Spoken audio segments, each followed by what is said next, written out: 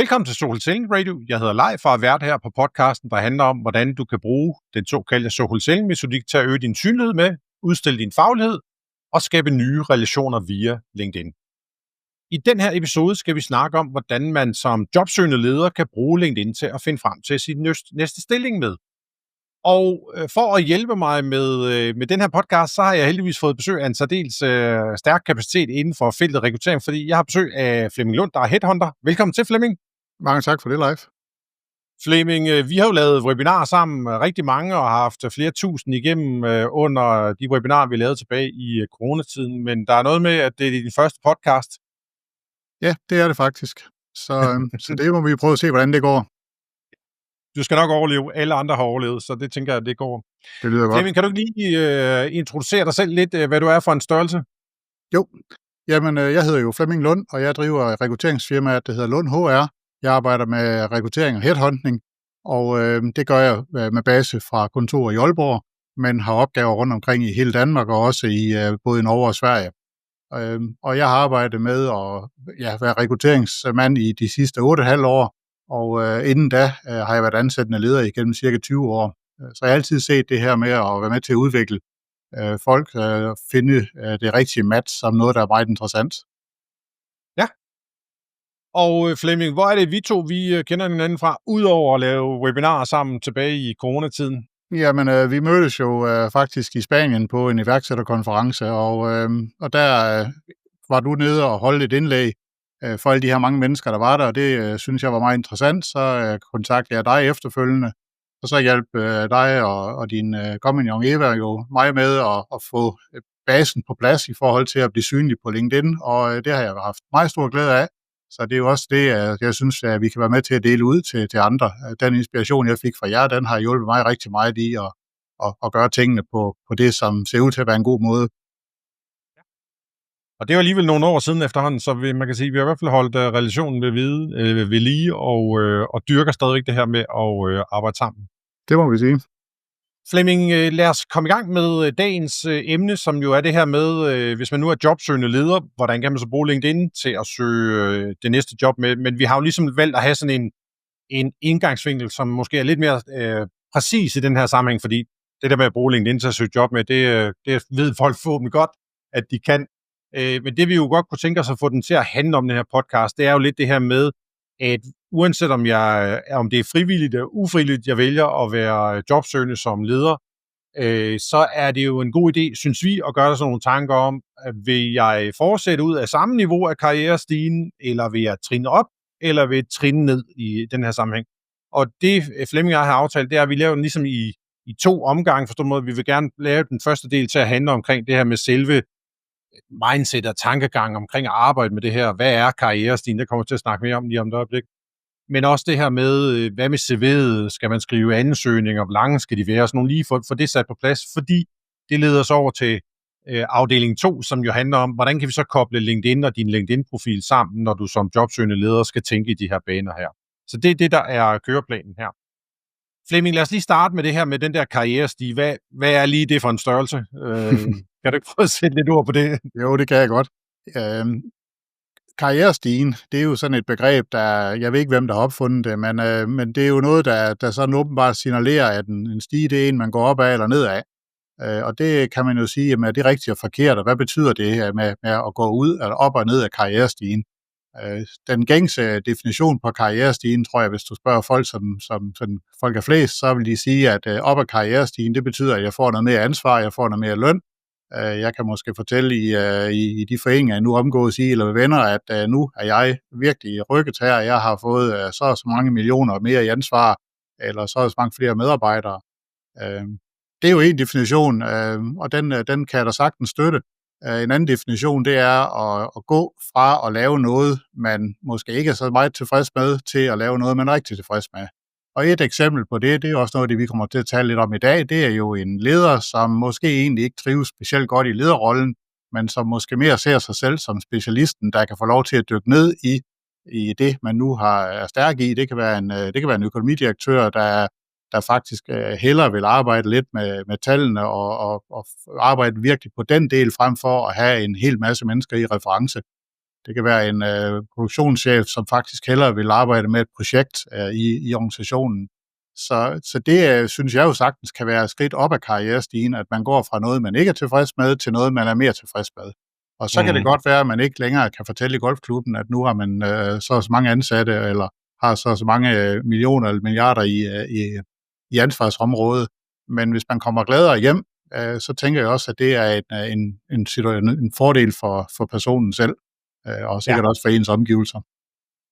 Og der er jo heldigvis virksomheder, hvor de jo har en stor grad af bevidsthed omkring det her med nu siger jeg karrierestige, og karriere, altså jeg kan egentlig godt lide det der med det samme, Flemming, så slår du over på, jamen det handler meget om titler, ansvar og løn, og hvor stor firmabilen er og sådan nogle ting. Men jeg synes jo også, at man netop kan tænke i andre baner.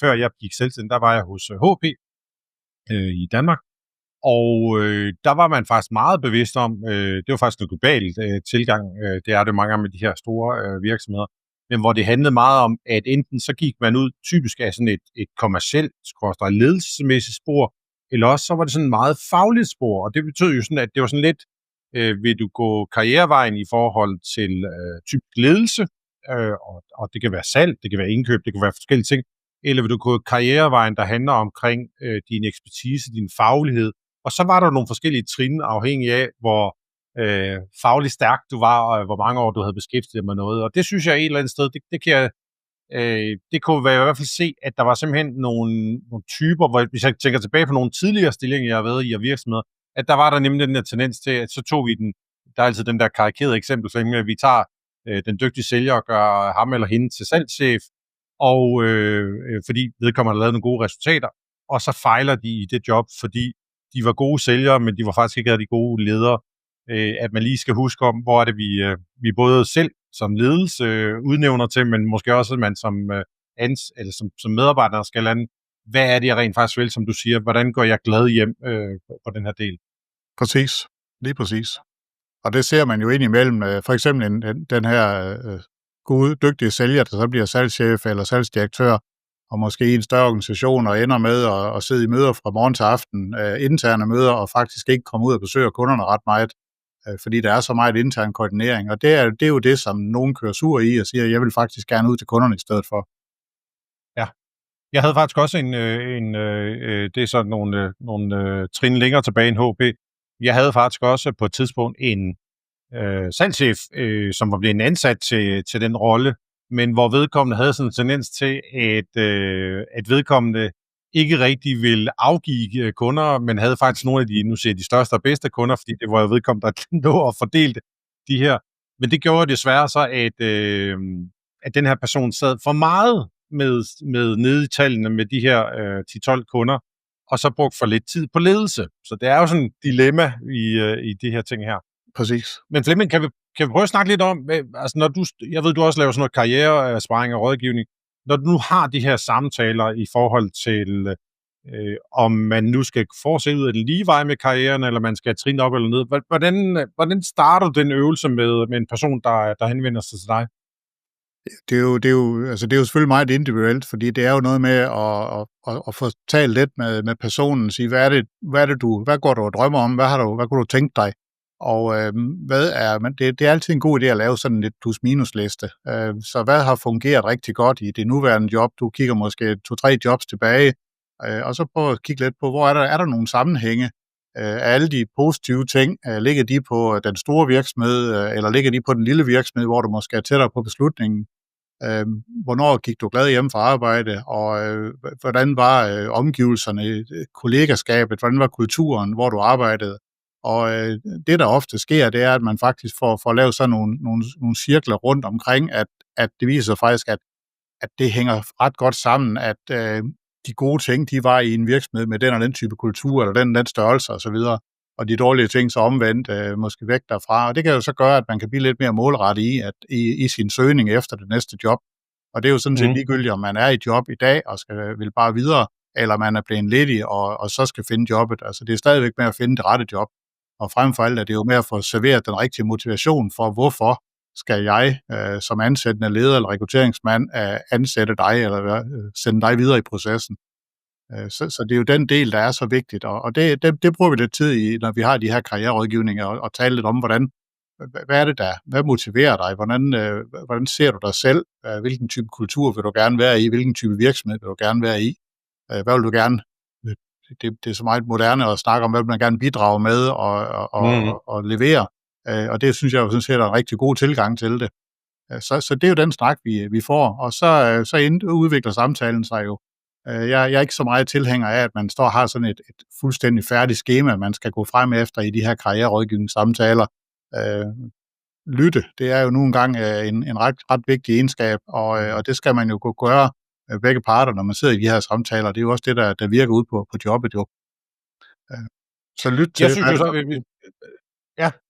Jeg kunne godt tænke mig at bidrage med sådan lidt en personlig historie i forhold til, hvor jeg i hvert fald ikke selv var god nok til og i hvert fald vinde det her med nogen, der måske lige kunne have lavet nogle syretest ved mig. Og nu er jeg meget ærlig og åben og fortæller omkring min oplevelse med HP, fordi der endte det i hvert fald med, at jeg tog selv konklusion efter 14 måneder og sagde jobbet op, fordi jeg kunne bare mærke det her. Jeg var simpelthen ind på en forkert hylde. Og jeg stod jo i en situation, hvor jeg egentlig var stoppet som leder i en anden virksomhed. Jeg havde valgt at trække mig som administrerende direktør, efter at have været igennem et kæmpestort sådan livsforandrende projekt, og gik så en periode og overvejede, skulle jeg gå selvstændig, skulle jeg gå karrierevejen igen. Og så blev jeg så på et tidspunkt kontaktet af HP, og jeg havde altid været i nogle, altså jeg har også været i store virksomheder, men hvor at det typisk var, hvor vi var nu siger 20, 30, 40, 50, 100 mand, 200 mand i Danmark, og så var det ligesom det. Men jeg havde altid fantaseret eller drømt om det der med, at det kunne da være vildt at arbejde for sådan en stor amerikansk IT-virksomhed. Og der røg jeg måske lidt i den fælde, Flemming, med, at jeg blev egentlig meget benovet over det her med, at nu bliver jeg headhunted og spurgt. Først så var vi 8, så var vi 6, så var vi 5, så var vi 3, så var vi 2, og så var der mig tilbage, som den her person, der blev valgt ud. Og jeg havde faktisk som en del af den her ansættelsessamtale sagt, fordi jeg havde godt en fornemmelse af, at der var noget, der hed rapportering, hvilket jeg ikke synes er hverken noget, der giver mig god energi, eller noget, som jeg synes er spændende at arbejde med. Og jeg spurgte også faktisk ind til det, men jeg spurgte nok desværre kun overfladisk ind for at sige, hvad med rapportering, fordi det er ikke noget, der siger noget meget. Jeg vil gerne ud og arbejde med mennesker, jeg vil gerne ud og skabe resultater, komme ud til forhandlerne og sådan nogle ting. Og blev jo egentlig sådan lidt spist af med, det tror jeg ikke er det store i det. Altså du skal helst være ude ved forhandlerne, vores partnere, sammen med dit team, og så skabe de her resultater. Der røg jeg jo i hvert fald i fælden med, at ikke at stille de her spørgsmål og sige, hvor meget snakker vi rent faktisk om af rapportering. Snakker vi en time om ugen, en dag om ugen, fordi det endte så med, at det viste sig, at det var 2 til 3 dage om ugen, hver uge, året rundt med de her ting her. Hvad tænker du om, men hvis man ikke snakker med sådan en som dig, eller en god ven, eller det hele taget stiller de her spørgsmål, hvad kan man gøre for at blive bedre til at stille de her spørgsmål, inden, eller i hvert fald være forberedt, inden man måske skal til at sende en ansøgning, inden man skal til en samtale? Ja, det er jo, man kan sige, man skal selvfølgelig lave sit forarbejde, når man søger en stilling, og kigge lidt på, hvad er det for en virksomhed. Har man en økonomichef til samtale, så har jeg der, det tror jeg også alle mine kollegaer har en forventning om, at man har været inde og kigge regnskabet igennem, og kan stille et spørgsmål ud fra det. I forhold til sådan mængden af rapportering, jamen det kan jo være svært at læse ud af en hjemmeside, fordi det er jo de færreste, der sidder og skriver de måske ikke specielt spændende historier på hjemmesiderne om virksomheden. Så det må man jo stille de spørgsmål, når man kommer til samtale. Personligt kan jeg godt lide, når jeg sidder til samtaler, at dem, jeg har til samtale, de også tør at stille nogle spørgsmål, og ikke bare sådan de almindelige standardspørgsmål, men faktisk stiller nogle spørgsmål, der bruger lidt. Det viser, at man er interesseret, men det viser også, at man har nogle forskellige krav eller forventninger. Og jeg synes, man som ansøger til en jobsamtale, skal man ikke være bange for at stille nogle spørgsmål. Det er jo en gensidig proces. Jeg starter stort set alle samtaler med at sige, at det er en gensidig proces. Det er jo ikke kun et spørgsmål om, at jeg skal finde ud af, hvem er du, og vil du passe ind til den her virksomhed. Du skal også finde ud af, om det er her, du skal bruge de kommende år af dit arbejdsliv på at være i den her virksomhed. Mm. Og det kan vi kun gøre, hvis vi får en ordentlig og åben dialog. Så jeg plejer faktisk at sige, at vi har ikke sådan spørgetid eller taletid på nogle bestemte tidspunkter. Du skal bare bryde ind, og du skal stille spørgsmål løbende. Det er vigtigt, at du får afklaret, hvad der er vigtigt for dig. Og Mm. hvis du, som det du nævner, ikke er interesseret i, eller brænder voldsomt meget for rapportering, jamen det vil der være i de fleste lederjob, en eller anden form for rapportering, men niveauet af det, synes jeg, der er vigtigt, man får afklaret, hvordan er niveauet på det. Og er det salgsmæssigt, jamen hvor meget skal jeg ud til kunderne? Hvis du har en forventning om, du meget gerne vil være på landevejen 3 dage om ugen sammen med dit salgsteam, hvis du er salgschef for eksempel, og det viser sig, at det kun er en dag hver 14. dag, at der egentlig reelt er tid til det, jamen så er det jo nok formentlig et fejlmatch, og det kan man lige så godt forsøge at få afklaret fra starten. Og det er klart, der skal virksomheden være ærlig, og der skal os, der hjælper virksomheden med rekrutteringsopgaver, vi skal forsøge at klæde den jobsøgende så godt på som overhovedet muligt. Men man bliver nødt til at stille de spørgsmål selv, som jo ligger en på sinde, og som er vigtige for en, fordi uanset hvor meget vi og hvor god en dialog vi har, så kan det være svært at afkode fuldstændig, hvad der er virkelig af det, der vægter for dig i den her proces. Ja. Jeg kan huske, Flemming, da vi lavede webinar sammen, der viste jeg en model, som jeg så efter at jeg havde været ved HP, var begyndt at tænke mere over at bruge, hvor at det egentlig er sådan en kvadrant-tankegang mellem, at hvis man ud af den ene akse har høj energi og lav energi, og ud af den anden akse har dårlig energi og god energi. Og det, jeg jo ikke fik gjort selv, det var jo, hvis jeg nu havde brugt den tankegang, inden jeg havde været til samtalen. Selvfølgelig vidste jeg godt, at der var noget, det fyldte meget med rapportering i de her store virksomheder, fordi det har jeg hørt fra andre, der har været i den. Men så ville jeg jo med det samme, hvis jeg havde lavet øvelsen hjemmefra, kunne sige, jamen, jeg har ikke noget problem med at lære nyt, men jeg har problem med, at jeg skal så lave ting, som egentlig giver mig både dårlig energi og lav energi. Altså jeg kunne bare mærke, at når jeg så skulle sidde og lave det der rapportering, som jeg hverken synes, jeg var spændende, og jeg synes heller ikke, der er nemlig også den anden, som regel, negative ting med det var, i hvert fald for mit vedkommende, det var, jeg synes heller ikke, jeg endte med at blive særlig god til det, for jeg kunne bare mærke, det gav mig ingenting positivt. Og der ville jeg jo måske have været mere ærlig eller mere klar i spyttet under samtalen, og sagt, det er rigtig vigtigt for mig, at I forstår, at jeg kan godt sende noget rapportering videre og kommentere på det, fordi selvfølgelig er jeg tæt på kunderne. Jeg har forstand på det her. Jeg ved, når forhandler X, Y, Z ikke får indrapporteret, eller den der dealer ikke gået igennem, eller den der dealer er gået igennem. Selvfølgelig har jeg styr på de der ting, men alle de der datakilder, man skulle trække tingene fra. Vi havde sådan en pipeline-styring med 5 stadier, med 5 underniveauer, og der var ingen, der overholdt det, og alligevel så de kan have, vi trække tal. Det kan godt være, at de skulle trækkes, det skulle bare ikke være mig, og det var jeg for dårlig til at melde ud på det der og sige, enten hvis I har tænkt jer, at den her type opgaver stadig skal laves af den her, der var en partnerdirektør, så er det fint. Så bliver det bare ikke med mig, fordi jeg ved med det samme, det kommer til at være noget, som bliver et problem for mig på et tidspunkt. Og det endte jo også med at blive. Jeg hoppede jo desværre ombord i det, og så valgte jeg jo at sige, det er nok mig, der er lige alt det støv i starten.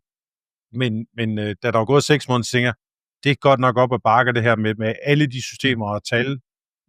Og yderligere 6 måneder senere, der kunne jeg bare mærke, nu begyndte jeg at nærme mig niveauet, hvor jeg tænker, det her, det bliver aldrig et job, jeg bliver glad for. Jeg kommer ikke til at køre glad på arbejde for de her ting.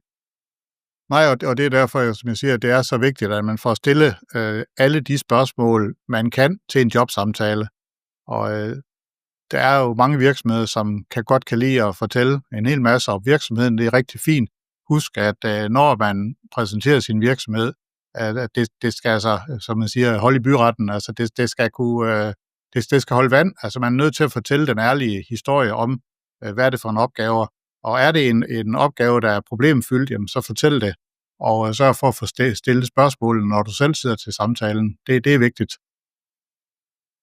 Jeg var også lige for at runde af på den her oplevelse med hvordan det kørte, at fra jeg også havde været i alle de stillinger, jeg havde været i tidligere, kvad de størrelser, eller jeg kan huske, jeg var i country manager for ESA i Danmark på et tidspunkt, der var vi 20 mennesker eller sådan noget, i Danmark, ud af en kæmpe organisation på verdensplan, men de kørte sådan meget decentralt, det er sådan meget kinesisk, fordi den taiwanesisk ejet, at det gjorde jo så, at selvom vi var en del af en kæmpe koncern på verdensplan, en af verdens 10 største PC-producenter, så var det bare meget uddelegeret. Og det var så den anden ting, jeg kunne mærke, at jeg havde sådan en lykke om halsen, der bare hele tiden klemte.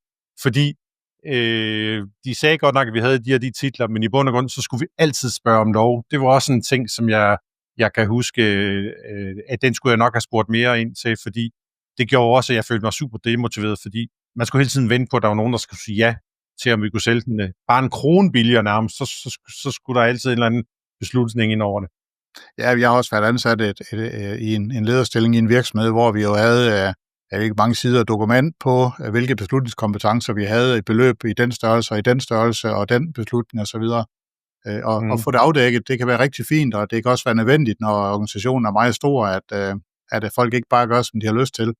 Men få afdækket det, hvis det er en udfordring for dig, og skal leve under de ting, jamen så er det måske noget andet sted, du skal søge ind. Så vær frisk på det, og hold ikke tilbage med at stille spørgsmålene. Det er ikke, altså det her med, hvad kan virksomheden tilbyde mig, det er jo ikke kun et spørgsmål om, hvad er lønnen, og hvilken bil får jeg eventuelt, eller kan jeg arbejde hjemmefra. Det er jo meget med alle de ydre ting også, som også er enormt vigtige at få afklaret. Ja, og lad mig lige runde den her del af ved at sige, at der er jo ikke noget i vejen med rapportering og sådan noget ting. Og jeg havde jo faktisk nogle sidestillede kolleger, der sad i nogle andre roller, hvor man kunne se, at de trivedes meget med den her rapportering, fordi de fandt så energien i nogle andre steder. Altså den her kvadrant, jeg lige talte om for et øjeblik siden. Jamen, de kunne finde rigtig god energi i det, og havde styr på de der ting. Fint. Der er heldigvis jobs og roller til os alle sammen, i et eller andet omfang i hvert fald. Lige præcis. Flemming, kan vi lige prøve at vende tilbage lidt til det med karrierestigen, og så begynde at tage hul på det der med motivationssnakken, med at om det er det ene eller andet. Eva og jeg møder en del ledere, hvor det kan være nogen, nu tager jeg lige og tager finanssektoren, fordi det er vist ikke nogen hemmelighed, at de i al den tid, jeg har overhovedet nærmest kunne huske, så har de lukket filialer og skulle effektivisere og optimere og digitalisere og alt sådan nogle ting. Så det er en branche, der har været udsat for mig, at der er i hvert fald visse dele af finanssektoren, hvor der arbejder betydeligt færre. I dag er der så nok også nogen, der arbejder meget mere af. Men når man nu står i den der med, uanset om det er, man kan sige, der er vel en forskel på, om det er frivilligt eller ufrivilligt, man gør det, fordi det ene kan være, at man bliver lidt bange for at give vide, om jeg overhovedet får et job. Hvis man nu sidder i et okay stilling, men man synes, man sidder lidt stille, jeg har brug for at udvikle mig, så er det måske en lidt anden tilgang. Men hvad kunne gode spørgsmål være, man kunne stille sig selv, for ligesom at få den der afklaring med den her karrierestige?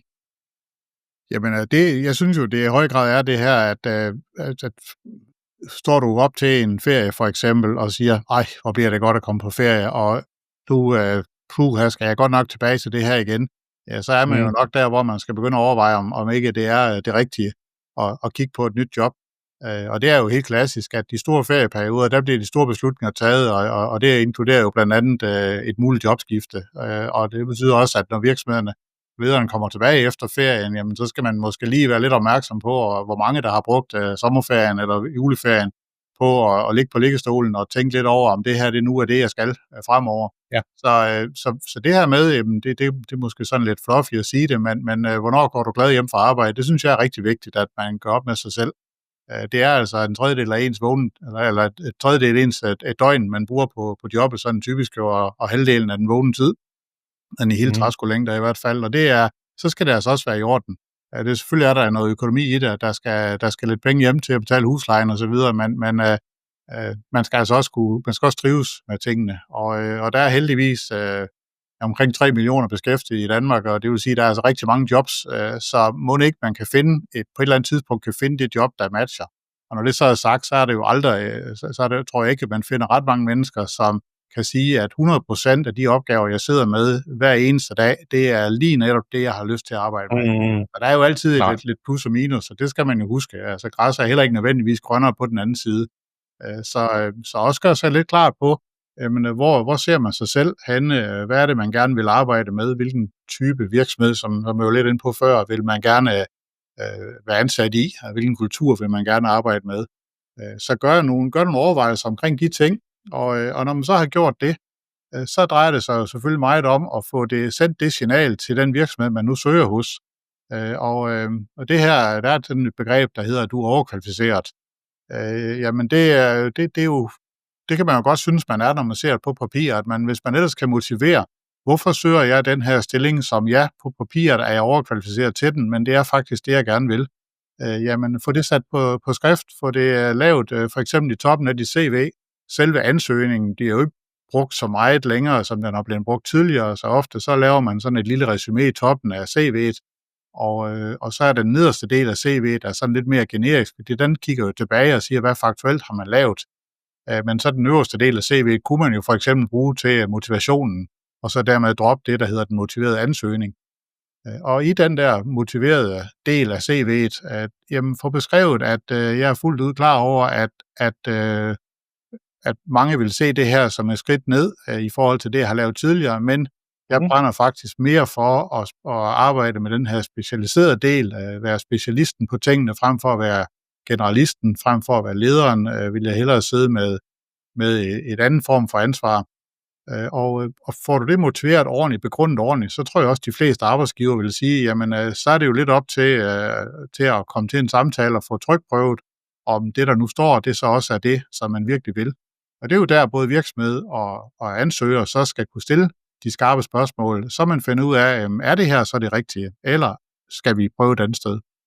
Ja, og det er vel også her, Flemming, hvor det spiller meget ind, det der med, at når du nu sidder som headhunter, og du sidder for en opgave, der er et projekt, du sidder og får indscannet, der var lige søgt ind på 50-100 brutto-listen, den har en eller anden given størrelse, at hvis man er overkvalificeret, og man ikke har gjort det tydeligt, hvorfor det er, at man netop synes, den her eksempel, du lige brugte, jamen det er fordi, jeg har faktisk fundet ud af, at jeg brænder meget mere for at arbejde med den her detaljegrad her, og ønsker egentlig ikke at fortsætte ud af den ledelsesmæssige gren i samme omfang.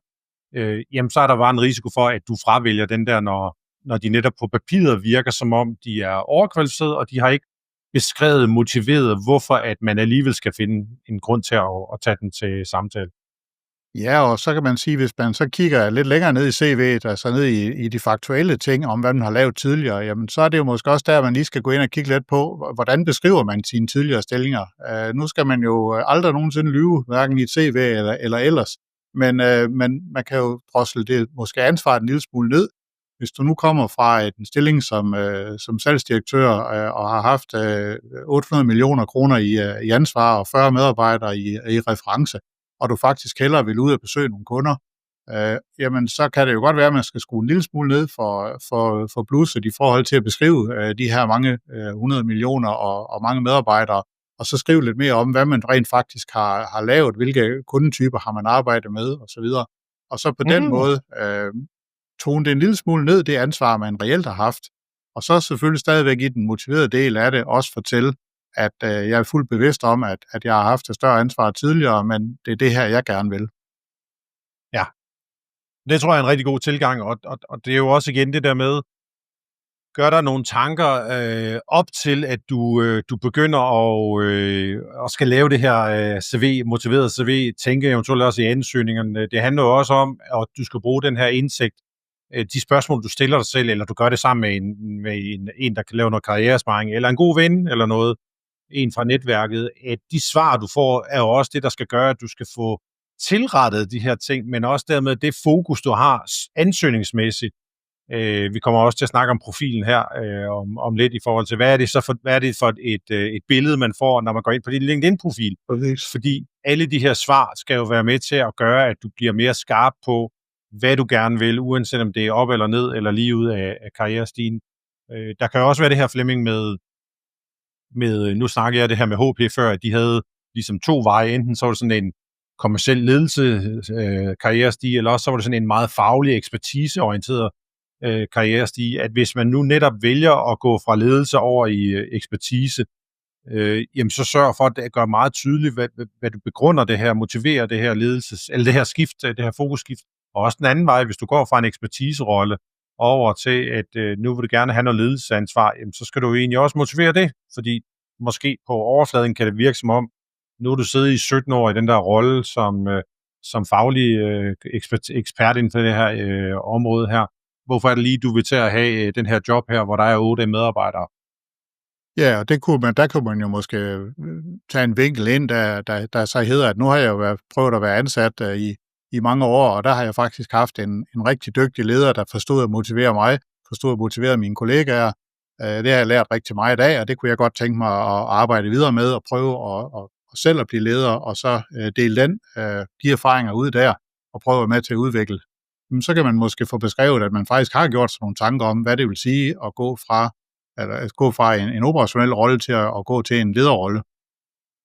Så der er mange måder, man sådan kan vinkle det på, og der er jo ikke en facitliste på den. Det er jo den, der passer til dig som person, som du skal vælge. Ja. En øvelse, vi også nogle gange gør, når Eva og jeg, vi hjælper typisk ledere med at få opdateret deres profil, uanset om de er selv på vej videre, eller de er blevet skubbet på vej videre. Det er jo så dem, hvor de gerne vil lave det her brancheskift. Og der plejer vi at sige, som en del af forberedelsen til, at vi mødes med den, jamen gå nu hjem og prøv at se, hvis du nu bevæger, nu tager vi lige 2 hurtige eksempler. Det ene eksempel, det kan være, at jeg ønsker at gå væk fra finanssektoren, jeg kunne godt tænke mig at komme over i en helt anden branche. Jamen, så start lige med at tænke, da du har siddet de her mange år i finanssektoren, hvad er det for nogle ting, der er positivt for finanssektoren? Der er en grund til, hvorfor du vil væk, jo. Det behøver vi ikke at komme ind på. Men hvad er det for nogle ting, hvor du passede rigtig godt ind? Jamen, du kunne godt lide det her med struktur. Du kunne godt lide, at der var sådan nogle meget beskrevne processer. Du kunne godt lide, at der var sådan at det var ikke sådan noget, du var typen, der syntes, det var rigtig positivt, det her med, at tingene måske var lidt sort-hvid på godt og ondt, men du synes, du befandt dig faktisk rigtig godt i den her del. Jamen, så skal du måske netop begynde at lede efter både nogle brancher og nogle roller, hvor at det netop er kendetegnet ved, at det, du kom med, det, du kom fra, de gode ting, der er i den der del, det kan du genbruge i den nye. Hvis du nu kommer fra hotelbranchen eksempelvis, og synes, det ikke lige er så sjovt mere, jamen hvad er det, der kendetegner meget service, hotelbranchen, det er meget stor servicefokus, det handler meget om gæster, det handler meget om tage imod dem på deres vilkår, hvis de har haft en travl dag, når de møder op i receptionen og skal tjekke ind, hvordan skal man så tage imod dem, fordi så er det i et andet hopla, end hvis de møder op, og det er sådan en forlænget weekendtur.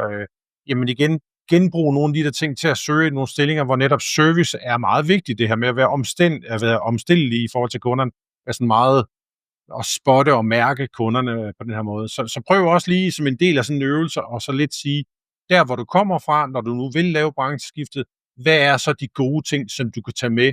For det kan du også bruge i den her motiverede motiverede CV. Præcis. Flemming, kan vi lige forvente den der også? Du har nævnt lidt om det, men lad os lige, du spørger sådan lige direkte. Skal jeg egentlig sende en ansøgning, eller er det ved at være so much last year, altså? Jamen, du skal sende det, du har lyst til at sende, og det, der giver det billede af dig, som du gerne vil tegne, og som du gerne vil som du kan stå inden for. Og jeg har jo set, at der er nogle af mine gode kollegaer, der laver nogle undersøgelser en gang imellem, og det synes jeg, de er rigtig spændende og interessante. Og der så jeg jo blandt andet, at man har undersøgt, at 80% af alle ansættende ledere, de starter med at læse CV'et. Og hvis CV'et ikke matcher de kriterier, man har stillet op, jamen så kommer man i princippet ikke til ansøgningen. Jeg skal ikke sige, vil det sige, at du ikke læser alle ansøgninger, Flemming? Hvad siger du? Vil det sige, at du ikke læser alle ansøgninger? Jamen, i princippet, så må man jo nok sige, at hvis CV'et er langt væk fra det virksomheden, de ønsker, jamen så kommer man nok ikke til at læse den, specielt ikke, hvis der ligger 100 ansøgninger. Så bliver der jo screenet væk på nogle andre ting. Der er jo et meget snak omkring, om man skal have om AI og forskellige robotter og så videre læser ansøgninger igen.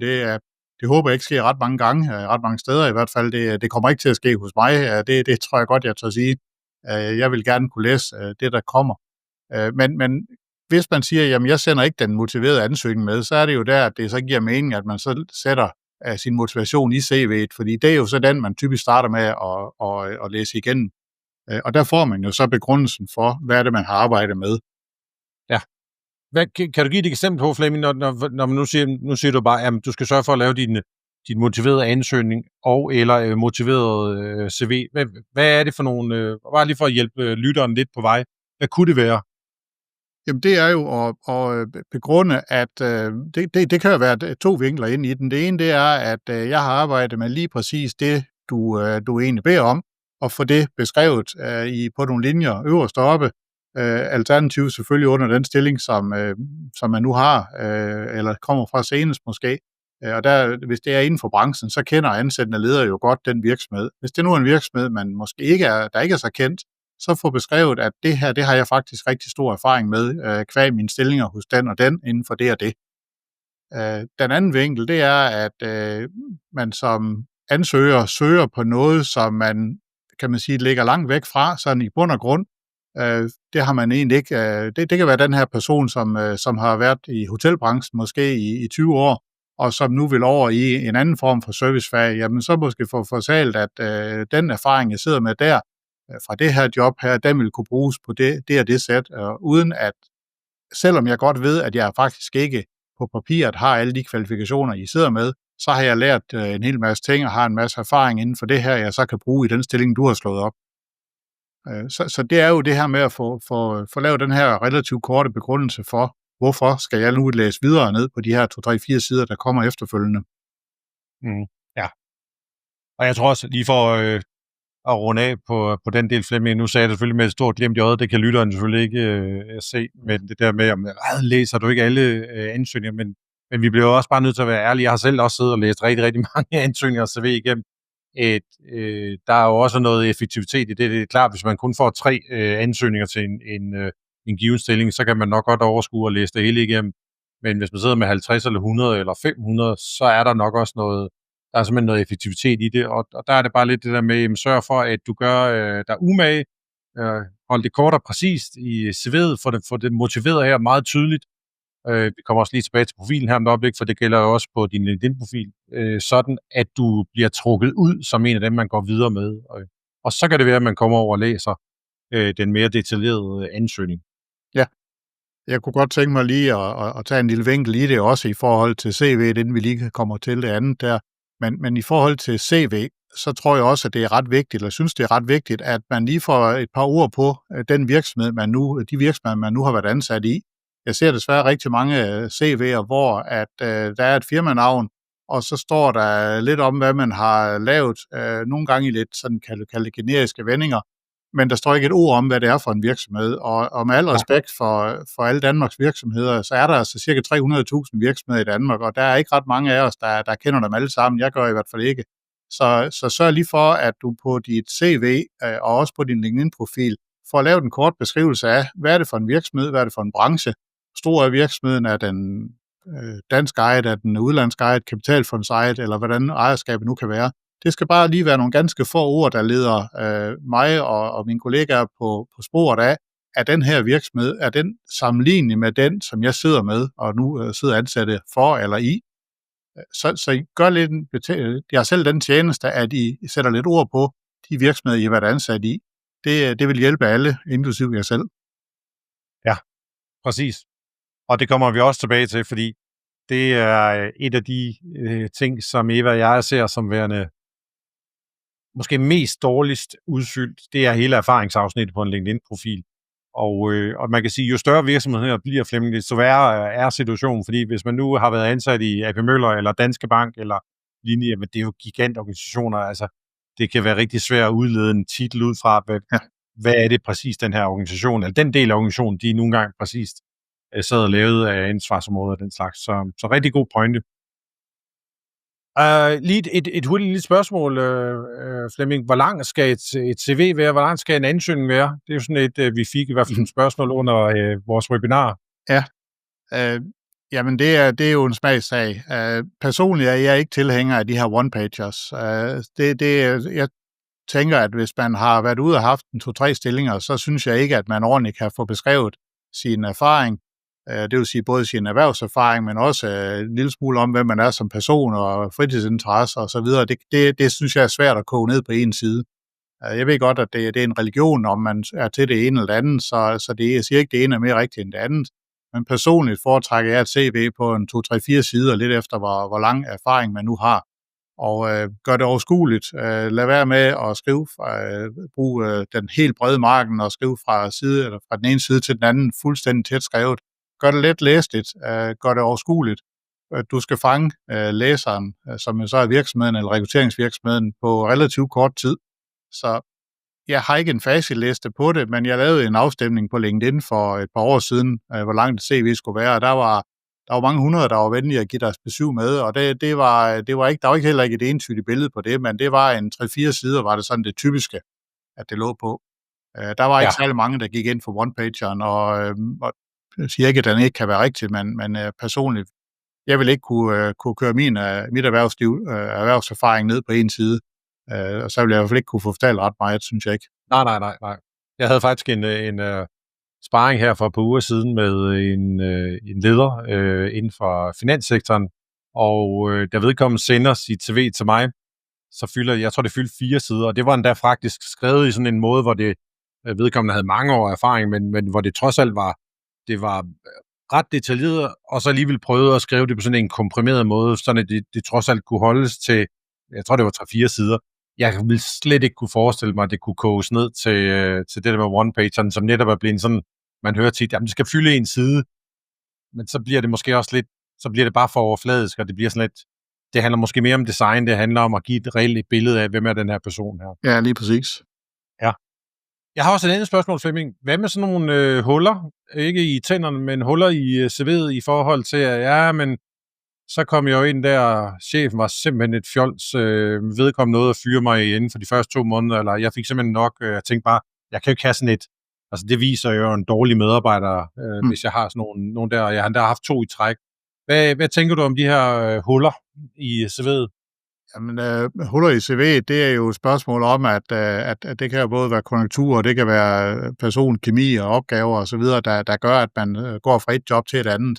Jeg ved ikke, hvor mange mennesker, der har prøvet at blive afskediget, men det tror jeg er en meget, meget stor del af erhvervsstyrken, som har prøvet at være igennem en afskedelse. Det er der ikke noget som helst galt i. Det er klart, hvis man har 5 stillinger i træk, hvor chefen var umulig, jamen, så skal man måske kigge lidt ind af. Det kunne jo godt være, at der var et eller andet, der så gjorde det. Men ellers, altså vær nu ærlig, som jeg også har sagt før, vær ærlig i dit CV, og har du et hul i CV'et, fordi du er blevet opsagt, eller fordi du har taget de gode tøj og gået selv, jamen så lad det være, som det er. Og nogen vælger så at skjule det ved at skrive, at de fra 2016 til 2018 var der, velvidende, at de så stoppede i januar 18, og så i 19, der gik de dertil, så ser det pænere ud. Altså uanset hvordan du leder, så spørger vi altså, det tror jeg langt de fleste ansættende ledere vil spørge, jamen, hvornår startede du, hvornår stoppede du, hvor længe var du i den stilling, og så videre. Så det kommer frem på et tidspunkt alligevel, og åbenhed og ærlighed, det kommer man nu ikke engang længst med. Der er ført også kommet en funktion på LinkedIn her for ikke så lang tid siden, hvor de nu har tilføjet sådan en, der hedder karrierepause, sådan at hvis man netop tænker, at nu tager jeg altså på jordomrejse med min familie, at man så simpelthen kan gå ind og markere det her som et decideret del under erfaringsafsnittet. Så på den måde, der kan man, hvis det er den type huller, den kan man så rent formelt nu, eller officielt rent faktisk udfylde med noget, der hedder karrierepause. Men det er bare lige, det var en lille kommentar i den her sammenhæng. Ja, nemlig. Flemming, vi skal til at prøve at snakke lidt omkring LinkedIn, fordi nu har vi fået lavet, vi har fået opdateret vores CV i det hele taget. Vi havde husket det der med at få skrevet noget omkring virksomheden, og hvad er det for en størrelse virksomhed, hvor opererer de, og position og sådan nogle ting der. Man har gjort så de her tanker, lavet de her kontrolspørgsmål, man har fundet ud af, at man får energien hen. Og det bør jo så efter vores mening have resulteret i, at du har fået lavet et opdateret CV på et eller andet antal sider, og du begynder måske også at gå i gang med, eller du begynder sandsynligvis at gå i gang med at kigge på profilen, fordi du har hørt, at det er vigtigt med den der profil. Jeg har selvfølgelig nogle holdninger til det der med profilen, Flemming, men set med headhunter-øjne, hvorfor er det er vigtigt, at den der profil, den spiller? Jamen det er det jo, fordi at mange undersøgelser viser, at sådan måske i rundtal halvdelen af alle stillinger, de bliver besat via netværk, via stillinger, der måske slet ikke bliver slået op. Og de stillinger, der så bliver slået op, jeg kan se fra mit eget vedkommende, det er jo nok på den gode side af halvdelen, der bliver besat af folk, som jeg kontakter, mere end at de selv søger stillingen. Og det tror jeg er gældende rigtig mange steder. Og derfor, hvis man skal have en chance for at blive fundet, kontaktet, hvad skal man kalde det, jamen så er man jo nødt til at fortælle, hvem man er, og dermed have en opdateret LinkedIn-profil. Og ellers så bliver det sværere for lederne og for rekrutteringsfirmaerne at finde en. Så en god opdateret LinkedIn-profil, det er jo at foretrække, og det er jo noget, det I arbejder en hel masse med. Så man kan sige, det kunne også være relevant at prøve at sige lidt om, hvordan det er jo dig, der er eksperten på LinkedIn og på profiler, siger, hvad er den gode LinkedIn-profil? Altså, hvordan laver man sin LinkedIn-profil, sådan at man bliver fundet? Ja. Hvis vi lige starter med det sidste, du nævner, Flemming, så siger du netop fundet, og jeg har ikke nogen undersøgelse, jeg har kun vores egen mavefornemmelse på det, men størstedelen af de profiler, som vi kommer ind over, der er de i hvert fald kendetegn ved, at de ikke er søgeordsoptimeret, for at bruge et meget smart og fancy ord, men det handler jo i bund og grund om, at hvis man nu har nogle, uanset man har nogle, nu siger jeg, generiske kompetencer, man har siddet i stilling X, Y, Z igennem mange år, eller man har nogle højt specialiseret, så handler det jo i bund og grund om, hvis ikke de står på din LinkedIn-profil, og en headhunter som dig, eller en rekrutteringskonsulent, eller en ansættende chef sidder og bruger LinkedIn til at prøve at finde frem til kandidater på, så dukker du bare ikke op i de der søgninger. Det er jo ikke anderledes, end når vi sidder og googler efter et eller andet. Jeg ved, du altid bruger eksemplet med, at man skal på hotel i Italien, og man vil gerne have sin hund med. Jamen, så går man sjovt nok ind og googler nogle hoteller, hvor man gerne må have hund med. Og det er jo lidt det samme princip, at hvis jeg er på udkig efter en projektleder, der kender til projekttype X, Y, Z, eller metode Y, ZYX, eller hvad det måtte hedde, jamen, hvis ikke de står på din profil, så bliver du simpelthen ikke fundet i det her sammenhæng. Så den handler jo lidt om, nu er det sikkert, at alle, der lytter med, de kan huske, at der var noget, der hed Fagbogen engang, men du og jeg, Flemming, vi har en alder i hvert fald, hvor at der blev der simpelthen leveret sådan nogle tykke telefonbøger ind, og Fagbogen handlede jo i bund og grund om, at hvis man skulle bruge en elektriker, så slog man op under elektriker på de her ting, og så stod der simpelthen telefonnumrene på adresserne på alle de her, og man kunne da også købe en annonce, så man blev mere synlig. Og tankegangen handler om, når vi snakker søgeordsoptimering, ligesom med Google, at din profil i bund og grund, en af de vigtigste roller, det er, at du kan blive fundet, og om et øjeblik skal vi lige snakke om, hvad er det for nogle steder, man skal prøve at kigge hen i den her sammenhæng. Og så den anden ting, den handler jo også lidt om, at når de så finder ind på din profil, så er det nok en god idé, hvis de får et godt førstegangsindtryk. Og LinkedIn efter nogle del år siden, men jeg tror faktisk kun tallet er lavere nu, men der lavede de en test, hvor de satte sådan noget eye-tracking på folks øjne, og for at se, hvad man kiggede på. Man kiggede først på profilbilleder, så kiggede man måske på baggrundsbilleder, så kiggede man på navn og professionel overskrift. Men det, der er pointen med det, jeg vil sige nu, det er, at den gennemsnitlige LinkedIn-bruger kun cirka 2,5 sekunder på at skimme en profil igennem. Det gælder selvfølgelig ikke dig, Flemming, for du bruger det i en helt anden sammenhæng, men også almindelige LinkedIn-brugere, der sidder og kigger på profiler. Det kunne også godt være den ansættende chef, der bare lige hopper ind på en profil, og hvis ikke der er noget billede, der står ikke noget på den, så er der bare en risiko for, at du ikke ryger med i den videre liste på den her del. Så man er nødt til at tænke i søgbarhed, i digital troværdighed, og det gør man simpelthen ved at sørge for, at der er nogle ting, der er udfyldt. Og noget af det, som hvis vi lige skal starte med den del, så kan vi prøve at hoppe lidt ned i det, Flemming. Så er det sådan, at når man nu vil arbejde med sin søgbarhed på LinkedIn, så er der er ikke et felt, der alene afgør det her. Man bliver nødt til at tænke sådan lidt holistisk med sin profil. Det handler blandt andet om det, der hedder den professionelle overskrift. Der er noget omkring omafsnittet. Det handler meget omkring erfaringsafsnittet. Det er faktisk, nu sagde du selv det her, Flemming, med, at du ser mange CV'er, der ikke er udfyldt særligt godt, og der ikke står en. Jeg ser rigtig mange erfaringsafsnit, der ikke er det, og det er lidt ærgerligt, fordi det er et af de steder, hvor LinkedIn kigger meget ned i med de her søgninger. Uddannelse siger næsten sig selv. Der kan også være kompetenceafsnittet, og så kan der også være det, der hedder tjenester, at man husker at få udfyldt noget med de her ting. Det er afhængigt af, hvad man vil bruge det her ting til. Vi kan måske lige kort vende, Flemming, at du bruger jo også et andet værktøj, end de fleste gør, når de sidder på LinkedIn, for jeg ved jo godt, nu ser det sådan lidt ledende, jeg går ikke ud fra, at du bare sidder i feedet dagen lang, og sidder og venter på, at der kommer en spændende kandidat forbi. Det er ligesom meget ineffektivt. Du bruger tiden på en lidt mere effektiv måde. Hvad er det, du gør, Flemming? Jamen, jeg har jo et udbygget version, en recruiter-version, som også findes i forskellige, kan man sige, grader, hvor jeg har den store version, der gør, at jeg har nogle dybere søgningsmetoder, jeg kan bedre kontakte folk, jeg kan Jeg kan se, det er jo en funktion, der ligger derinde, at hvis man er ude og vil kigge efter et nyt job, så kan man faktisk markere derinde, at man er open to work, men ikke med den grønne cirkel, men det kommer kun ud til folk, som arbejder med det, jeg arbejder med, altså som har de her versioner, og dermed kan man faktisk signalere, at jeg kunne faktisk godt være interesseret i et nyt job. Det er noget af det, jeg kan se, men det kan man ikke se, hvis man kører på de almindelige LinkedIn-versioner. Og det gør jo så også, at kan man sige, sandsynligheden for, at når jeg kontakter en person, der har signaleret det her, at vedkommende så også ser det og svarer tilbage, den er så lidt større også jo. Og så der er nogle dybere søgningsmetoder, der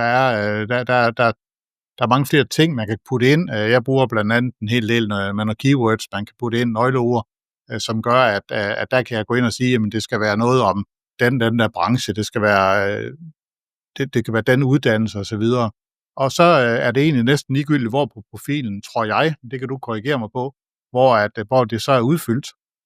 Så dykker LinkedIn ned i den og siger, det ord, du bad om der, det står faktisk her, så der er et match.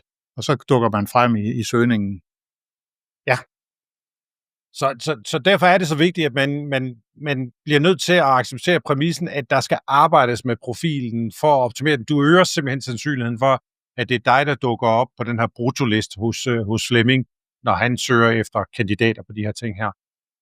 Og lad os prøve at starte med i hvert fald, nu foregår det her på podcast, så vi kan jo ikke sidde og vise en masse screenshots eller dele skærm og sådan nogle ting der.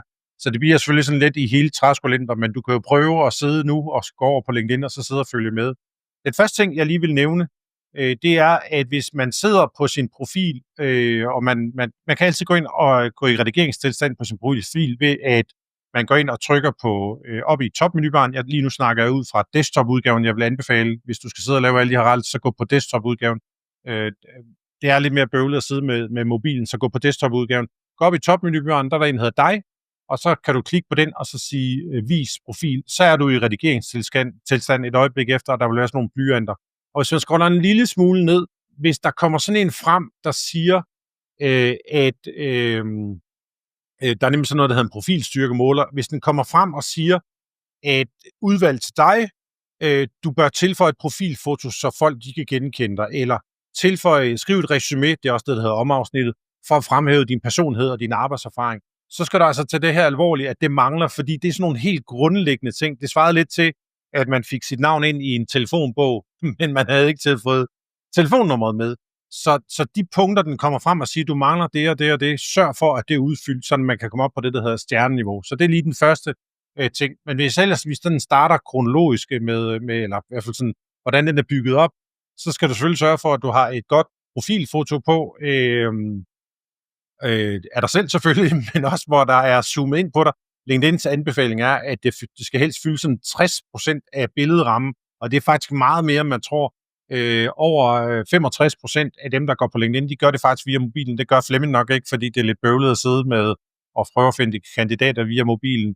Så han sidder selvfølgelig som regel på sin laptop eller desktop. Men ikke desto mindre, så er det vigtigt, at der er zoomet ind, fordi det handler om at gøre det genkendeligt, hvem du er. Kig ind i kameraet, se smilende og imødekommende ud, lad være med at kigge væk, lad være med at lave sådan et kamera, eller sådan et billede, hvor det er et fest, du har været til. Jeg ser rigtig mange varianter, det gør du sikkert også, Flemming. Du ser sikkert også nogen, der ikke har et profilbillede på, eller det virker som om, der ikke er et profilbillede på, Flemming. Det gør jeg, ja. Og de kan godt have profilbilledet, har jeg lært mig at fortælle, men det er så åbenbart ikke synligt for alle. Nej, og det er fordi, man kan indstillingsmæssigt sige, at man vælger, at billedet kun er synligt over for dem, man er connected med, men det er bare en rigtig dårlig idé, i hvert fald vores holdning til det, fordi der kan godt være, altså det er jo altid nemmere at skabe den relation, der hedder, at vi kan se, at der er et menneske bag, når nu Flemming sidder og laver sine søgninger. Der er ingen grund til, at han skal sidde og tænke, er det en falsk profil, er det en passiv profil, er personen overhovedet nogensinde på den her LinkedIn-profil her? Og der er det nogle gange bedre, det er sådan et godt profilbillede på. Man kan også, når vi nu lige er ved det visuelle, så kan man jo sørge for at tage et baggrundsbillede på, helst et, der understøtter din faglighed, og så tænk lige lidt over, vi har plejer at anbefale, at man skal bruge et farvebillede på sin profil, fordi det virker bedst på LinkedIn. LinkedIn er forvejen sådan lidt grålig, lidt kedelig. Hvis man sætter et sort-hvidt billede på, så lægger man bare mere til den del. Men hvis man nu har et sort-hvidt billede, og det lægger sådan meget farverigt baggrundsbillede på, så virker det igen sådan lidt, man får ikke fokus på profilbilledet. Så hvis du putter baggrundsbilledet på, hvilket vi vil anbefale, så sørg for, at det ikke er et, der stjæler med hele opmærksomheden. Vælg noget, der er sådan lidt nedtonet på den her del her. Navnefeltet vil jeg jo kun bruge til navnefeltet, og det vil jeg jo blandt andet bruge for at hjælpe sådan en som Flemming. Hvis han nu ledte efter en bestemt person, han har hørt, at hvis han søgte efter Anders Andersen eller Tina Tinesen, så vil han nok finde den her person, hvis ellers de har et forholdsvis unikt navn, eller et navn i det hele taget, som det kan godt være et almindeligt navn, men det handler om, lad være med at falde for det, vi kalder for navnetrækket, og putte emojis og titler og slogans og telefonnummer ind i det der. Det virker simpelthen, som om man er desperado, og i værste fald, jeg ser faktisk nogle Flemming, hvor de putter en emoji ind i starten af deres navn, og det gør faktisk, at de ryger sidst i søgningerne. Så lad være med at lave alle de der smarte ting. Det er kedeligt, kan det nogen opfatte det som, men sørg nu for, at det er bare jeres navn, som der er det her ting. Så har vi jo lige under navnet, der er jeres, det, der hedder den professionelle overskrift, og de fleste Flemming, de har jo bare den der titel, de har haft, som det er Key Account Manager, eller finansdirektør, eller økonomimedarbejder, eller hvad det måtte være. Og det er jo et af de felter, hvor den også kigger ned i, når du søger. Hvad tænker du for det? Det kunne jeg lige stille som spørgsmål. Skal der stå jobsøgende der, eller hvad, noget du lægger mærke til, eller er det ligegyldigt? Jamen, den er jo sådan lidt... altså, hvis der bare står jobsøgende, så er det fuldstændig ligegyldigt. Hvis der står jobsøgende inden for det felt, så kan det være udmærket, fordi så sender det jo signal om, at jeg er jobsøgende inden for økonomi, jeg er jobsøgende inden for salg af tekniske løsninger. Så kan det være fint nok at skrive med en jobsøgende. Jeg kan godt lide, at der lige står nogle ord om, hvad det er for en person, og det man jo, altså Key Account Manager ved, den virksomhed for eksempel. Man skal jo huske, at det man nu skriver der i de første karakterer, det er jo faktisk også det, der kommer frem, når man liker eller kommenterer på et opslag. Så de der første, jeg ved ikke, hvor mange karakterer det drejer sig om, men det er jo det, der er synligt, det ved du lidt om live, men det er jo det, der bliver synligt, når vi sidder og kigger i vores feed, at en har kommenteret eller liket et opslag, så står der en del af den der professionelle overskrift. Den fremkommer jo der. Så det er jo det der førstehåndsindtryk igen der. For de fleste, der vil det typisk være, nu siger jeg 20-30 karakterer af de op til 220 tegn, som den professionelle overskrift kan være på. Når jeg nu siger det for de fleste, så er det fordi, hvis man nu har, nu ved jeg ikke, du har en masse mellemnavn, jeg har i hvert fald ikke Flemming, så jeg hedder bare Leif Carlsen, og på LinkedIn, der hedder du Flemming Lund, og det gør så, at der vil typisk kunne vises lidt mere af den professionelle overskrift, når du liker noget eller kommenterer på noget, hvorimod at hvis der er folk, der har meget lange navne eller flere navne, så kan det være, der bliver vist mindre. Men det er sådan en technicality, men man kan måske bruge det til at sige, at hvis jeg alligevel ikke bruger det der mellemnavn officielt eller noget, så kan det være måske, at man skal fjerne det, for at man fik lidt mere plads til at vise sin professionelle overskrift. Og lige sådan i hele træskolængden, vi plejer at sige, at der er sådan 3 måder, man kan opbygge sin professionelle overskrift på. Den første, den handler om det, der hedder nøgleordsmodellen. Det er jo, hvor vi netop bruger de her nøgleord. Hvis jeg nu er orienteret inden for finanssektoren, jeg har siddet i noget som økonomichef, og det vil jeg egentlig gerne videre indenfor, jamen så kan der jo være sådan noget med corporate finance som nøgleord. Der kan være noget omkring likviditetsstyring, cashflow, compliance, finance compliance og sådan nogle ting. Så er det nøgleordsmodellen, man forfølger. Så er der den anden udgave, det er det, der hedder værdimodellen. Det er, hvad man prøver at sætte en slags sætning på, eller flere sætninger. Jeg hjælper virksomheder med den, eller jeg skaber værdi gennem det og det og det. Man kan sige, den første, den med nøgleordsmodellen, den er nem at afkode for øjnene, og den bliver sådan meget den er nem at se. Den kan så godt blive lidt kedelig, sådan lidt staccato-agtig at læse igennem. Nøgleordsmodellen, den bliver til gengæld værdimodellen, den kan blive lidt mere levende, fordi den bliver sådan noget at læse noget af. Den kan til gengæld godt blive for lang for nogen. Og så den tredje og sidste model, den er, at der er en kombimodel, hvor vi kombinerer nøgleord og værdimodellen. Der plejer vi lidt at mest hælde til den, at man prøver at gøre det her ting. Men det kan man jo prøve sig lidt frem med, og så se, hvordan det ser ud. Prøv også at se, hvordan det ser ud på mobiltelefonen. Og igen her vil jeg jo tjekke det her med nøgleorden. Og der kan vi måske lige, Flemming, komme lidt tilbage på din banehalvdel, for jeg plejer jo faktisk at anbefale, når vi sidder med folk, der søger job frivilligt eller ufrivilligt, at de måske også engang skal kigge på de jobopslag, eller de jobannoncer, som de ser på de her ting. Det kunne også være, at man skulle hoppe ind på din hjemmeside, Lund HR, under ledig stilling. Der var en spændende stilling der. Og så se, hvad er det for nogle nøgleord, som du bruger, Flemming? Fordi det kan jo have en betydning, eller jeg gætter lidt på, at når du nu bruger de der nøgleord, så er der også en chance for, at det er dem, du bruger i dine søgninger. Det kunne være meget nemt at tænkes, ja, lige præcis.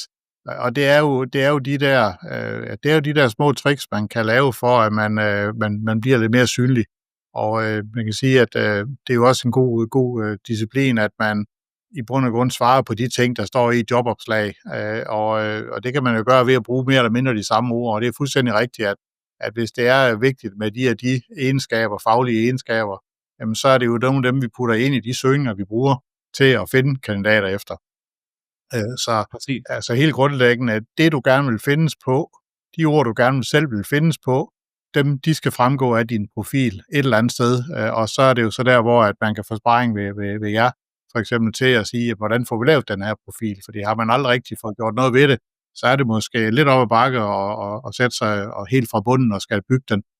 Der kan det godt være, at det kan være en god idé at få lidt professionel hjælp til at få det lavet, så man fremstår professionelt. Og det er jo der, man skal måske også huske, at det er jo lidt ligesom at pleje netværket også. Når du ikke har brug for det, så sørg for, at din LinkedIn-profil, den ser fornuftig ud løbende, og ikke lige pludselig den dag, at du faktisk sidder i et job, men har besluttet, at nu vil du væk fra jobbet, og så sker der en hel revolution på din LinkedIn-profil. Der kunne jo godt være en kollega eller en chef, der opdager og siger, hvordan kan det egentlig være, Leif, at du har været ved at opdatere din profil? Sådan lige nu og her, vi har lige haft en mus-samtale, og den tror jeg godt, vi begge to ved, den kører det ikke helt efter bogen. Betyder det, at du er på vej væk? Så det kunne godt være, at det var en god idé at prøve at holde den løbende ved lige, så de der små ændringer, der måtte ske, de bliver ikke så synlige. Præcis. Så tænk meget de her søgeord, de her ting, og specielt også med den professionelle overskrift. Vi kommer ned til omafsnit om et øjeblik. Jeg vil også lige nævne, fordi nu går vi igen, sådan, når du sidder og kigger på din profil, tjek selvfølgelig også lige dine kontaktoplysninger. Er det rent faktisk det mobilnummer, som du bruger nu? Er det den mailadresse, du er til at få fat i? Er det din gamle kontoradresse, du har taget ind? Altså tjek lige ind. Der er nogle gange nogen, hvor jeg sidder og tænker, det der mailadresse, det er din gamle firma-mail fra 2 jobs siden. Altså det går simpelthen ikke, fordi det er jo den mail, som hvis Flemming kontakter vedkommende, så den går ud til der ting. Så sørg også for, at dine kontaktoplysninger er ajourførte. Ja, og en meget vigtig del, synes jeg også, det er jo geografien. Altså, hvor i Danmark bor du? Hvis du bare har skrevet Danmark deroppe i den allerøverste del, først så jeg putter jo, og det gør vi jo alle sammen, vi putter jo noget ind i søgningerne, der hedder geografi. Og hvis virksomheden ligger i Aarhus, jamen, så vil man typisk sige 8.000 Aarhus, og så en radius deromkring. Det kan også være, at man siger Region Midtjylland. Det er lidt efter, hvad virksomheden ønsker, selvfølgelig i geografi. Men så er nu for, at du så ligger inden for den ramme, som du både selv er søgende i, og du selv har lyst til at køre i også. Altså i forhold til at køre frem og tilbage til jobbet. Så sæt den by ind, du bor. Put den ind. De ligger derinde med postnummer og det hele. Så det er super nemt at få det ind, og så du geografisk er placeret rigtigt. Og hvis du bruger den her Open to Work-funktion, som Flemming han omtalte tidligere, så kan du faktisk sætte op til 5 geografiske områder ind. Fordi altså, du kunne jo eksempelvis forestille dig, at du boede i Aalborg, men du er faktisk indstillet på at køre i en eller anden radius omkring de her ting, så du vil gerne køre til Herning, eller Silkeborg, eller Aarhus, eller hvad du nu gerne vil på den her måde. Der kan man simpelthen ind under den sætte op til 5 geografiområder ind på den måde, og man kan også i sin indstilling gå ind og sætte en pendlerafstand på de her ting. Så det er sådan nogle ting igen. Arbejde lige med det her, så kan det jo være, at du dukker op, hvis du rent faktisk, fordi nu igen, Flemming, jeg går ud fra, at du ofte har sådan en yndlingsradius, fordi det er sådan, hvad typisk folk har pendler, men man kunne måske komme op på radaren hos sådan en som Flemming. Hvis man lige var indstillet på at køre lidt længere, jamen så kunne man gå ind og tilføje de her ting til profilen.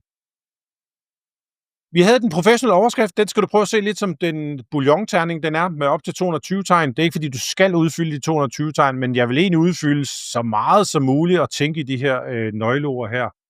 Og så kommer vi ned til det, der hedder omafsnit, og den er ikke på som standard. Der er du nødt til at gå ind og aktivere den, hvis du ikke har den. Hvis du ikke har den, så er der sådan en, når du nu er i den der redigeringstilstand, det er der, hvor du trykker på dig og vis profil, så er der en, der hedder tilføj profilsektionen, et lille smule nede af profilen, sådan en knap, jeg kalder for en superknappen. Der kan du gå ind og tilføje det her omafsnit, og føre alle andre felter, som du måtte ønske. Og omafsnittet, det er så, hvor den professionelle overskrift, det var det her bouillon-terning, så er det egentlig bouillon eller suppen, alt efter hvor stor en kop du bruger. Men hernede, der kan du gå mere i dybden, og der kan man skrive op til 2600 tegn på den her måde. Man har også mulighed for, det har man både på omafsnittet og også under den enkelte erfaringsdel, altså den enkelte stilling, der kan du faktisk tilføje det, der hedder fremhævede kompetencer. Det er jo, der er sådan et kompetenceafsnit, du også skal gå ned og tjekke i. Det kommer vi ikke til at gå i dybden med i dag, fordi det handler mest om de her overordnede ting. Men omafsnittet er jo netop, hvor Flemmings talte omkring det her med motivationen i, hvorfor at du skal skifte branche, og hvorfor du skal gå op eller ned af karrierestigen, eller fortsætte ud af den. Altså ting, hvor du vil motivere, det er lige præcis det, du kan bruge til den her del her.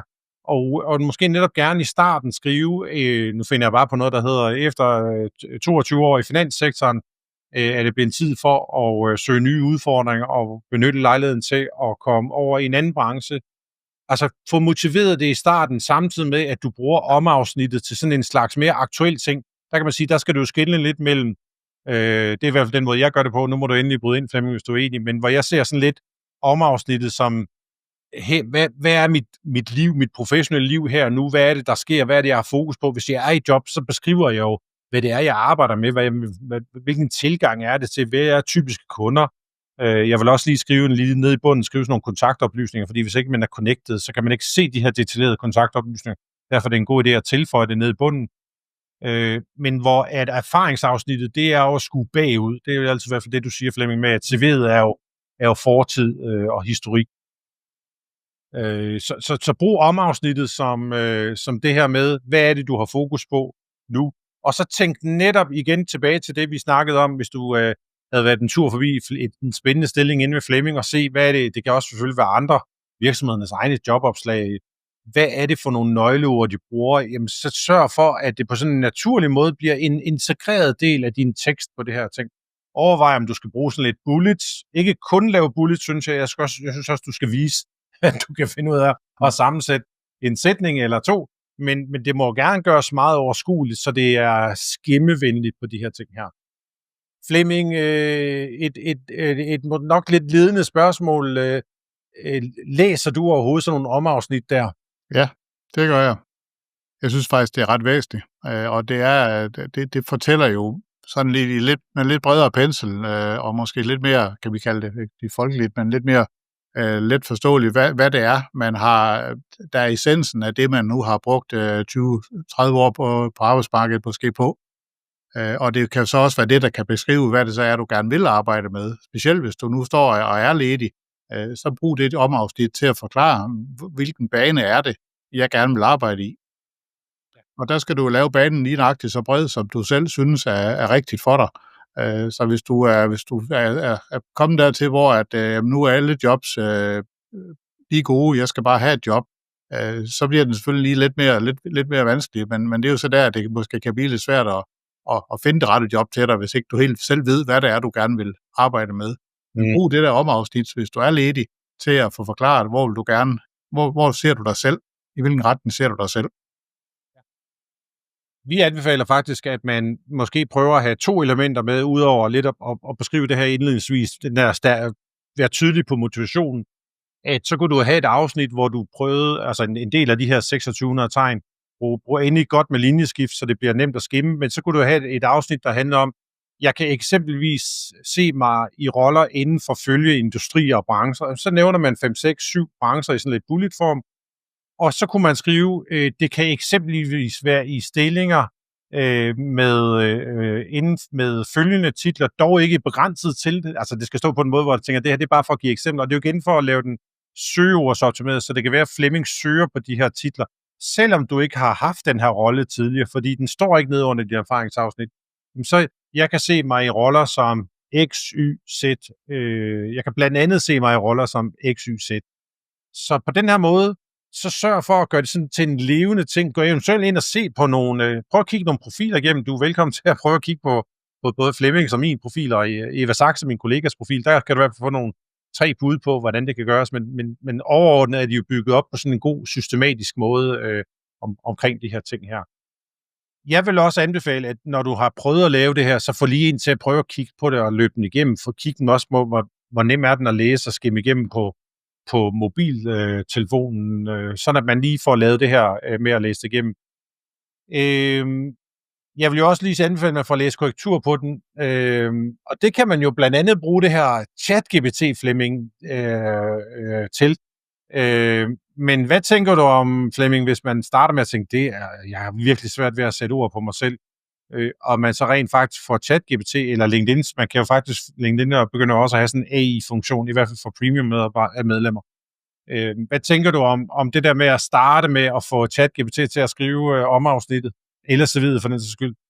Jamen, det er der jo faktisk rigtig mange, der har gjort, og om det hed ChatGPT dengang, det er vi ikke sikre på, men der er jo rigtig mange profiler, som har en engelsk tekst, der hedder Experienced Manager Within, og sådan et eller andet, og den er sådan ret klassisk, den er kommet som et forslag, og så har man sagt, det er fint nok, den napper jeg. Ja, igen, man skal jo kunne stå inden for det, man skriver, og personligt vil jeg nok ikke bede ChatGPT om at lave mit omafsnit. Men det kan godt være, at man kan blive så rutineret i det, og man kan træne modellen så godt, at man faktisk kan få noget fornuftigt ud af det ved at gøre det. Og så skal man jo gøre det. Igen, det skal afspejle en selv. Det er jo det vigtige. Ja. Altså man kan sige, vi siger jo altid, at hvis du kun bruger 5 minutter på noget, så skal du altså ikke forvente, at du får store resultater ud af ting. Og dermed siger jeg også bare lidt, at selvfølgelig kan man gøre mange ting for at bruge nogle af de her AI-teknologier til at få noget hjælp til. Men jeg synes, at det netop skal være for at få noget hjælp til det. Og det vil sige, jeg synes, man skal starte, det vil være min tilgang til det, med i hvert fald selv at starte med det. Så kunne man starte med, det vil jeg, hvis jeg sidder med en tekst, så bruger jeg bruger ChatGPT nærmest dagligt, men det er jo til at læse korrektur. Altså, jeg kan have en tendens til sådan rent, at jeg simpelthen skriver nogle ord, hvis der skal være, så kan jeg finde på at skrive, hvis der, det er som om, jeg bliver lidt blind over for det. Jamen, så kan jeg jo bruge ChatGPT til at hjælpe mig med at lave noget stavekontrol på de her ting. Det kunne også være komma-sætning.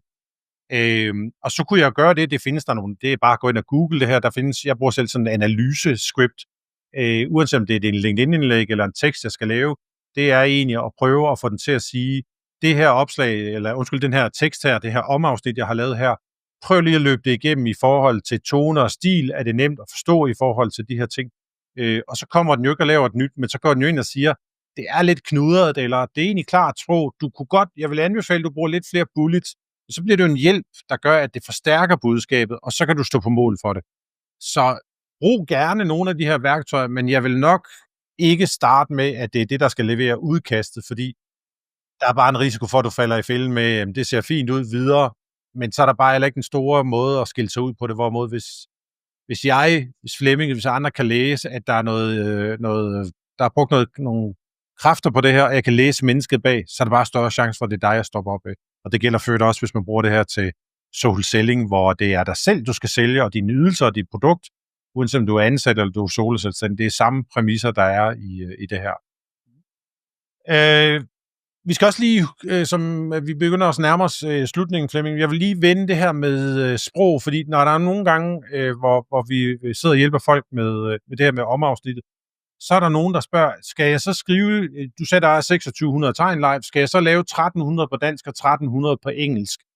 Fordi der er jo nogen, der kan jo sidde nogle rekrutteringsfolk, der sidder i et andet land, og måske er blevet sat på den her opgave.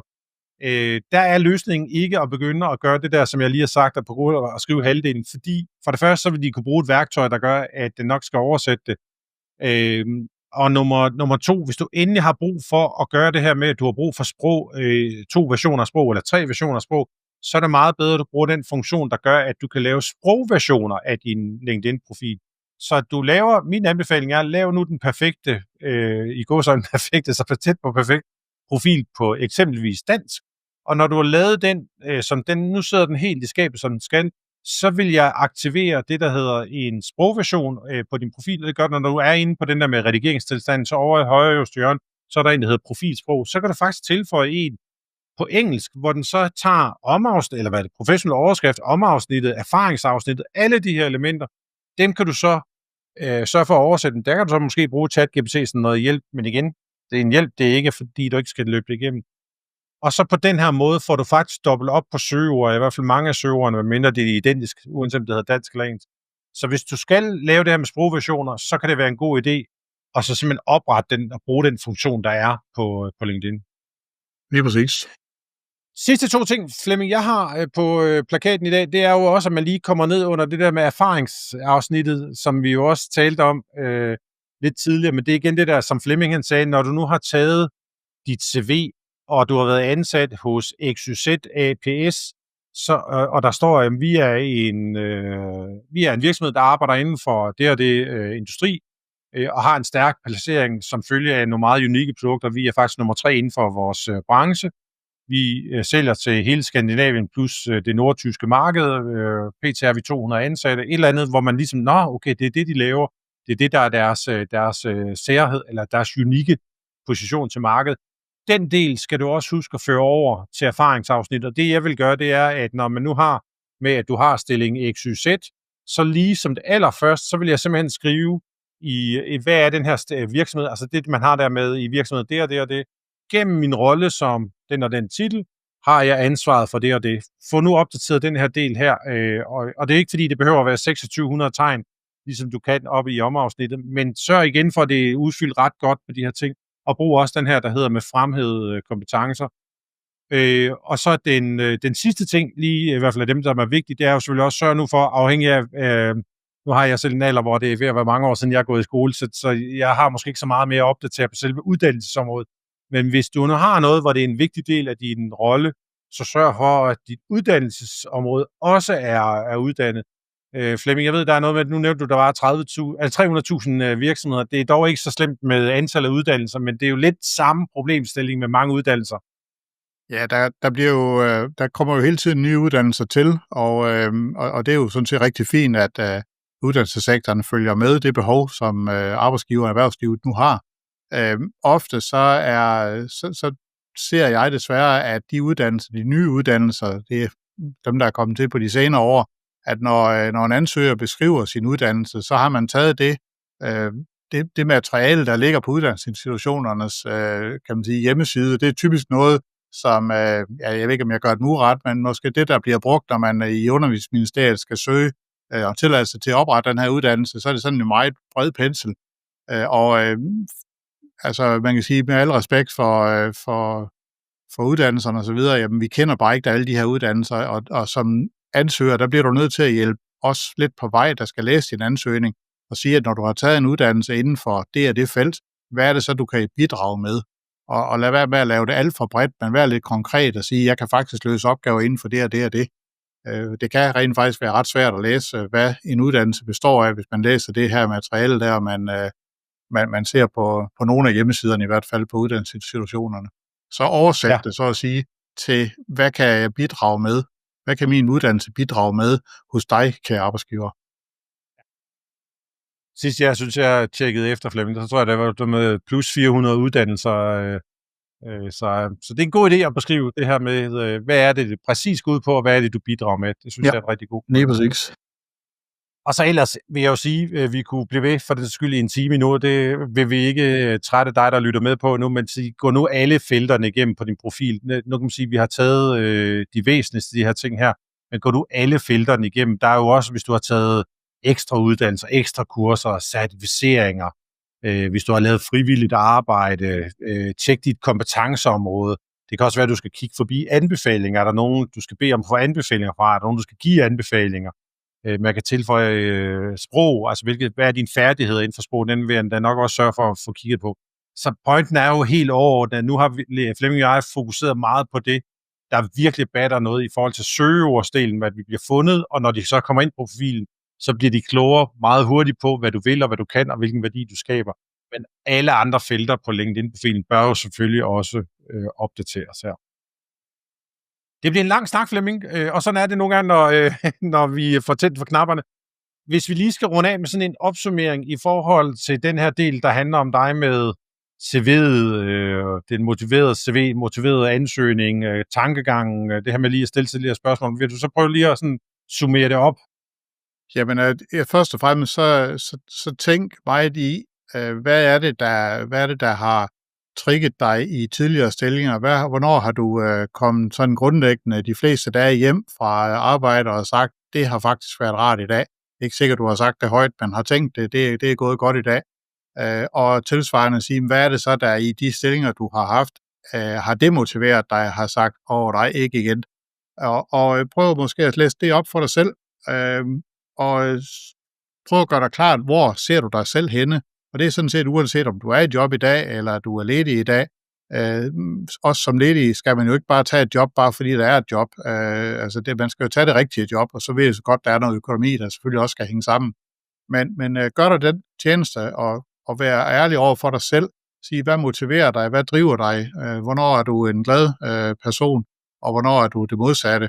Og spørg din omgangskreds, spørg dine venner, køb hjælp, hvis du har behov for det, til at blive lidt mere afklaret på, hvilken retning du så skal.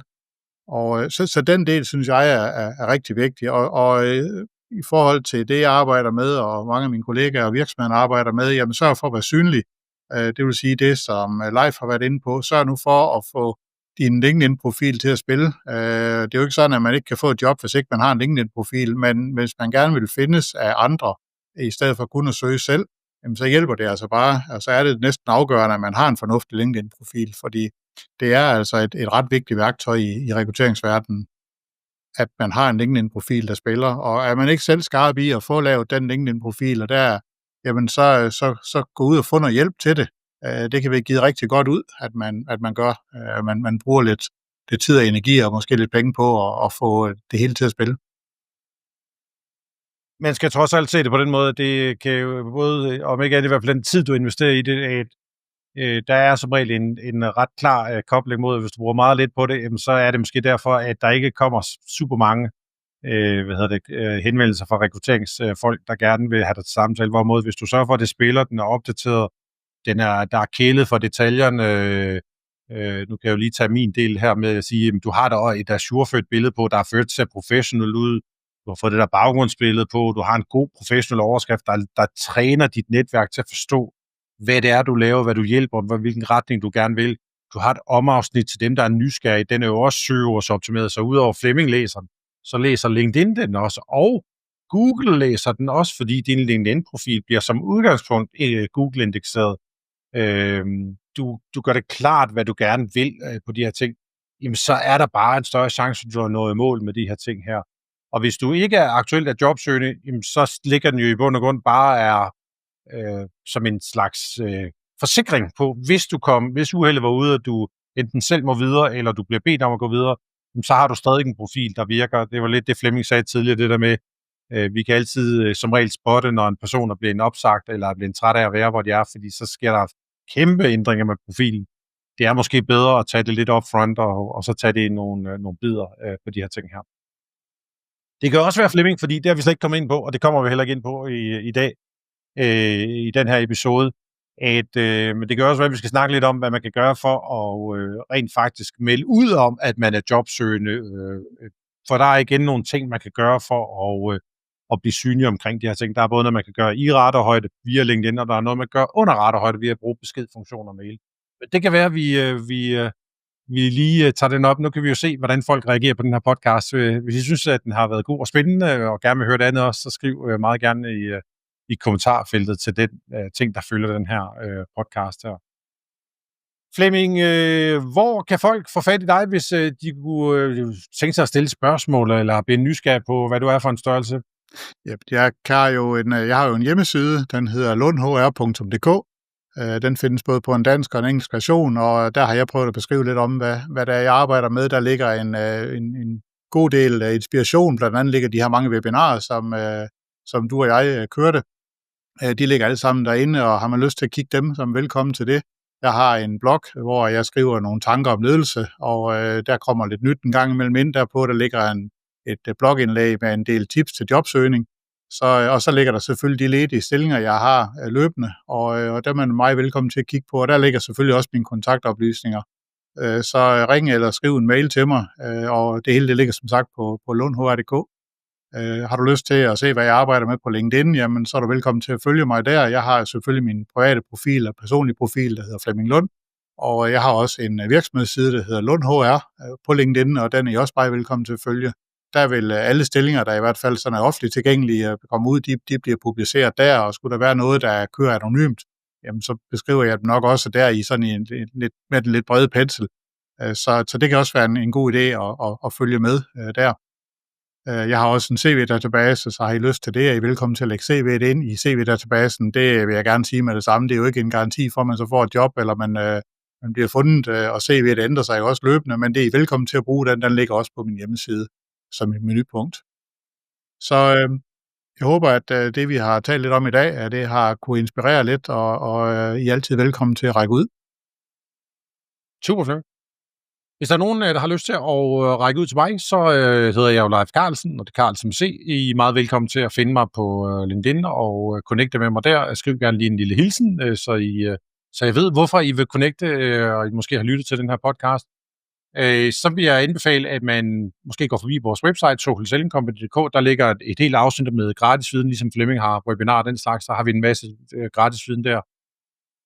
Endnu en gang tak, Flemming, for at du gad stille op til en god snak omkring det her. Jeg håber, vi kan tage nogle flere episoder fremover om det her meget spændende emne, der handler om at blive fundet frem til på LinkedIn og søge job via den her platform. Jamen, jeg vil også gerne sige tak for muligheden for at være med, og det har været en fornøjelse, og jeg håber, at vi kan lave nogle flere episoder fremover, og er der nogen af jer lyttere, der har inspiration til, hvad I godt kunne tænke os, at vi skulle tale om, så er vi selvfølgelig også åbne for det. Vi har selv lidt idéer til noget, der kan køre fremover. Så tak, fordi jeg fik lov at være med her live, og rigtig god jagt på det kommende job til jer, der lytter med. Og du overlevede jo, Flemming. Det var det, jeg sagde i starten. Det var ikke så farligt med det her podcast her. Det var ikke så farligt, nej. Jamen, der lytter med. Tak, fordi du har lyttet med hele vejen til inden. Husk, hvis du synes, det var fedt det her, så gå gerne ind og giv os 5 stjerner i Apple Podcast. Det hjælper nemlig med at sprede budskab omkring den her podcast. Det vil vi sætte stor pris på. Så endnu en gang tak, fordi du lyttede med. Vi høres ved.